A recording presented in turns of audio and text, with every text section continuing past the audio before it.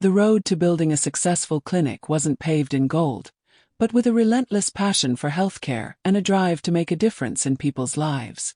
From a young age, I knew that my calling was to become a doctor, but I didn't just want to practice medicine. I wanted to build something that would stand the test of time.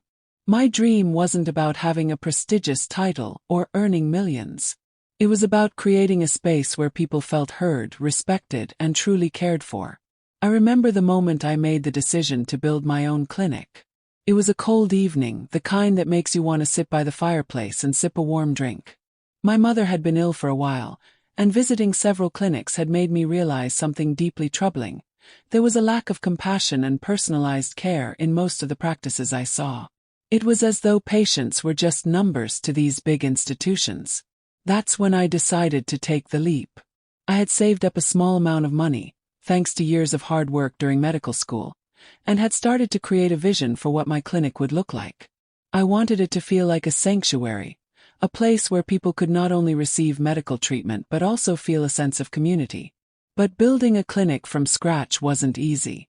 I had to navigate through a maze of regulations, find the right location, secure loans, and most importantly, design a business model that would ensure sustainability.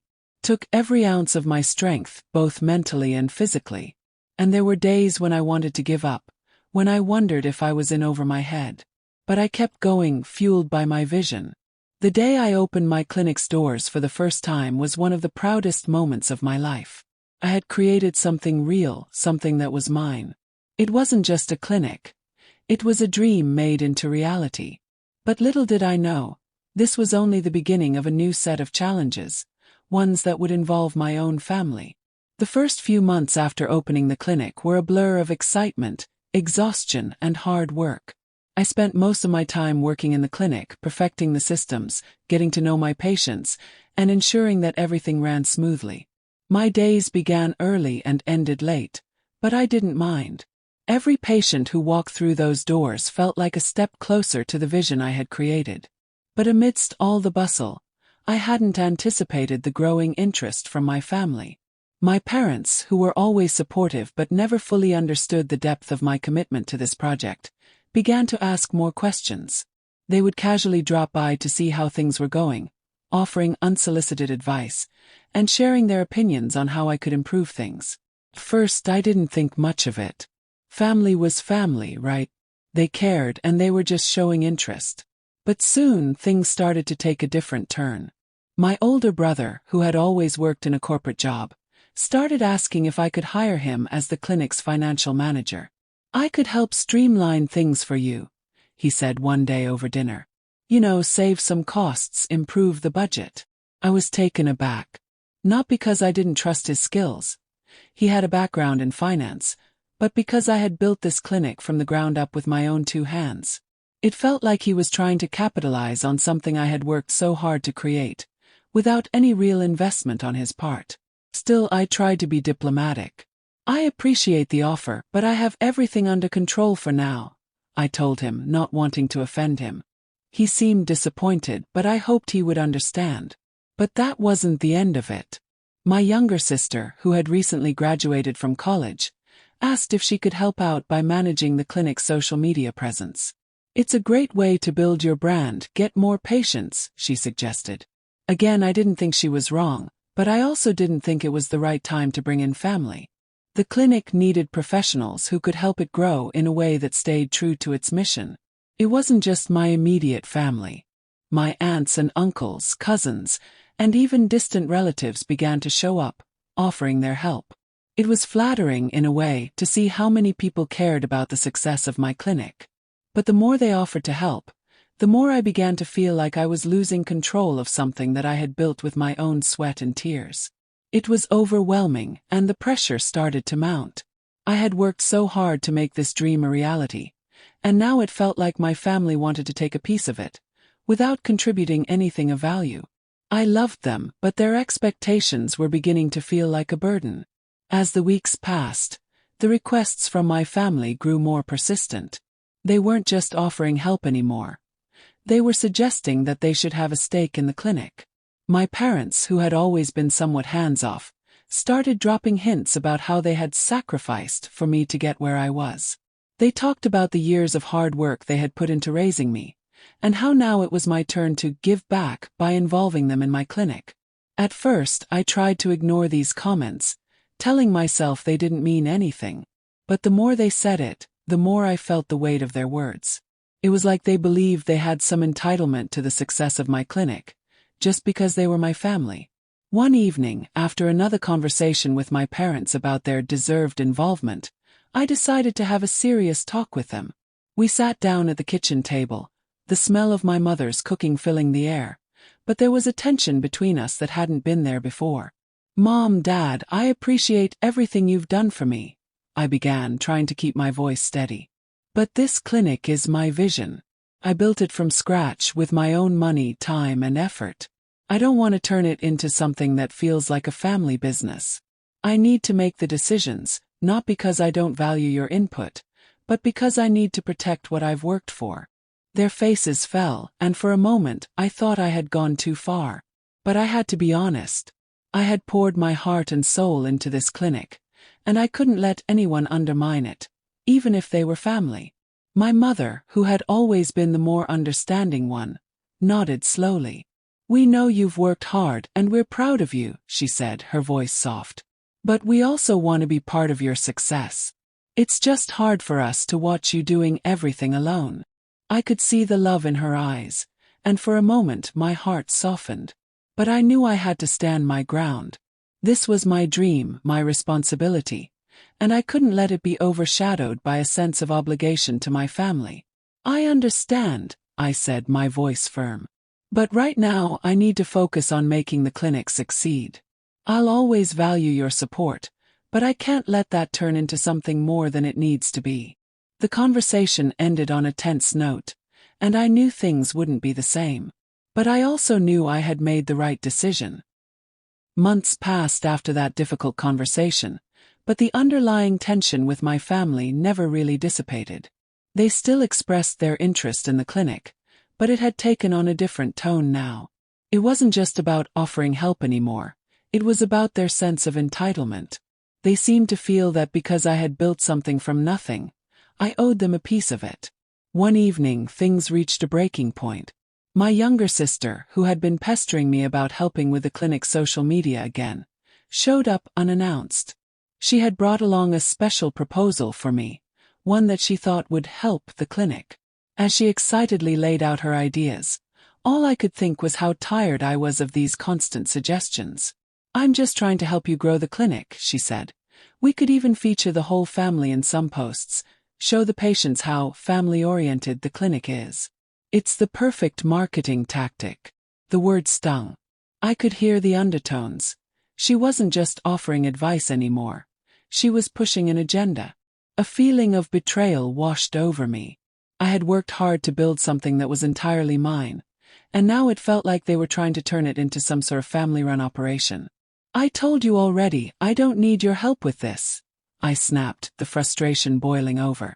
"I've built this from the ground up, and I'm not turning it into some family project just because you think it's a good idea. I'm not running a business for you to profit from without doing any of the work." Her face fell, and I immediately regretted raising my voice. She hadn't deserved that. But the resentment had been building for so long, and in that moment, it all came pouring out. She was silent for a long time before speaking again. "You're acting like you're the only one who's worked hard for this. We've always supported you, always been there. And now you're just shutting us out. Is that what family means to you?" Her words hit me like a punch in the gut. The guilt started to creep in. I knew they had supported me in their own way, but it wasn't the same as me putting everything I had into the clinic. The late nights, the endless paperwork, the sacrifices. Could I really deny them a part of it? I sat there, silent, torn between my loyalty to my family and my desire to protect the clinic I had built. In that moment, I realized just how complicated things had become. The days after that confrontation were filled with quiet tension. The clinic continued to run smoothly, but the atmosphere at home was far from peaceful. My family was hurt, and so was I. I had spent so much time focused on my dream that I had neglected the feelings of the people who cared about me most. But I couldn't shake the nagging feeling that if I gave in, The very essence of what I had built would be lost. I needed to make a decision, one that would define the future of my clinic and my relationship with my family. Over the next week, I took time to reflect. I thought back to the moment I had opened the clinic's doors for the first time. The pride I felt, the joy of knowing I was doing something that mattered. But I also remembered the sacrifices my family had made for me, the way they had supported me even when they didn't fully understand my vision. I couldn't lose that. But I also couldn't allow them to take over something I had worked so hard to create. The key was finding a balance, a way to include them without letting them infringe on my autonomy. After much contemplation, I decided to speak to them again. This time I was prepared for the conversation. I needed to lay down clear boundaries, but I also needed to offer a compromise that would allow them to feel valued and involved without compromising the integrity of my clinic. When I sat down with my parents, I made sure to approach the conversation calmly, without the frustration that had marked our earlier exchanges. "Mom, Dad," I began, "I've been thinking a lot about everything that's been happening. I realize I've been distant and I didn't mean to hurt you. But I also need you to understand that this clinic is my vision. It's not about keeping you out. It's about maintaining something that I've worked tirelessly for." They listened intently, and for the first time in weeks, the tension in the room seemed to lift. "I'm not asking for a complete takeover," I continued. "But I do need to find a way to involve you without sacrificing the clinic's core values. I think there's a way we can work together, but it has to be on my terms." Their faces softened as I spoke. My mother, always the peacemaker, was the first to respond. "We understand, and we're sorry for pushing you too hard," she said. "We just want to be there for you. But if this is your dream, we respect that. We just want to help in the ways we can." It was the breakthrough I had been hoping for. I suggested that they could contribute in more meaningful ways, like helping with patient outreach, organizing community events, or offering administrative support in the background. They wouldn't be involved in the day-to-day decision-making or management, but they could still play a role in the clinic's success. To my relief, they agreed. It wasn't the complete involvement they had envisioned, but it was a compromise that allowed us to work together without losing the integrity of what I had built. With the air cleared and a new understanding between us, I returned to focusing on the clinic. It wasn't long before I encountered new challenges: financial struggles, staffing issues, and competition from larger, more established clinics. But with the support of my family in the background, I felt a renewed sense of purpose. As time passed, I saw how the clinic's success began to reflect the balance I had created.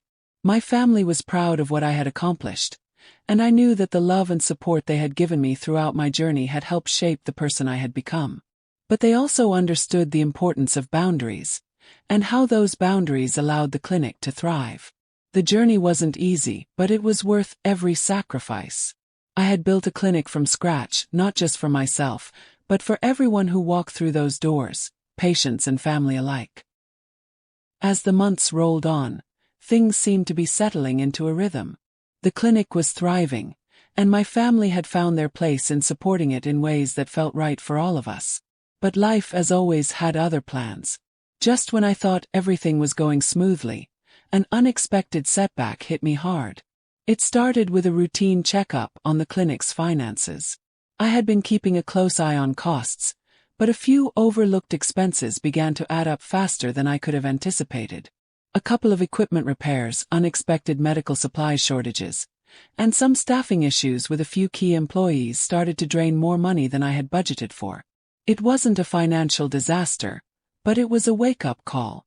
The cash flow wasn't as solid as I had assumed, and if I wasn't careful, I could find myself in serious debt. I had to make some tough decisions. Fast. I couldn't afford to waste time mulling over what to do. The stress began to mount. It was during this period that I realized just how much pressure I was under. Running a clinic was no small feat, especially when you were doing it from scratch with no big investors to back you up. The weight of responsibility pressed down on me harder than ever before, and I began to wonder if I had made a mistake by not accepting more help from my family earlier on. I decided to bring it up with them, but this time the conversation felt different. I needed their support more than ever, not just in terms of emotional backing but also practical help. One evening, after a long day at the clinic, I gathered my family for a sit-down. I had been working tirelessly to come up with a solution to the financial issues, but it was becoming clear that I couldn't do it alone. I was going to have to swallow my pride and ask for help. "Mom, Dad, I know I've been trying to keep everything under control, but I need to be honest," I began. "The clinic is in a tight spot financially, and I can't fix it on my own. I'm going to need some help, but this time I'm not doing it all by myself." I could see the concern on their faces, but there was no judgment, only understanding. My father, who had always been more pragmatic, leaned forward, his eyes sharp. "We've always been here for you, you know that," he said. "What do you need us to do?" I had expected a long discussion, but my father's willingness to dive in immediately was a relief. I had already thought about what I needed: an investment from them. It wasn't a huge amount, but it would allow me to cover immediate costs and keep the clinic running smoothly. In return, I would offer them a small percentage of ownership in the clinic, a share they could have as a way of being a part of the business without it overshadowing my role. "Here's the deal," I said. "I need a financial injection to get us through the next few months. In exchange, I'm offering you a stake in the clinic. Not controlling interest, just a small part. This way, you're involved in a way that's meaningful, but it won't take away from what I've built." They didn't hesitate for long. My mother, ever the supporter, agreed to the terms without batting an eye. "We want to help," she said. "And we trust you to make the right decisions." It was a huge step for all of us. For the first time, I felt like I had really found a way to integrate my family into my dream without compromising its core values.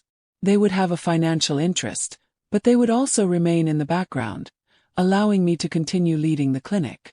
With a financial boost from my family, the clinic was able to get back on its feet. I used the funds wisely, paying off debts, investing in new equipment, and hiring a few key staff members to help manage the growing patient load. Slowly, the clinic started to flourish again, and with it, so did my confidence.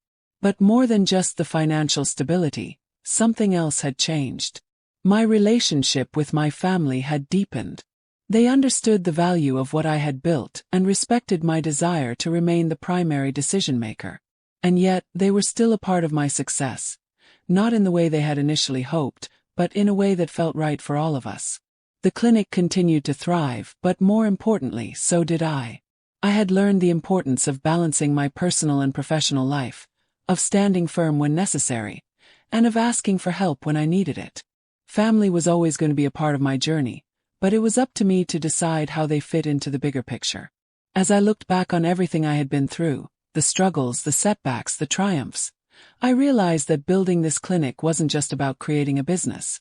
It was about creating a legacy, one that I could pass down to future generations, not just of my family but of the people I had helped along the way. And in the end, that was the true success.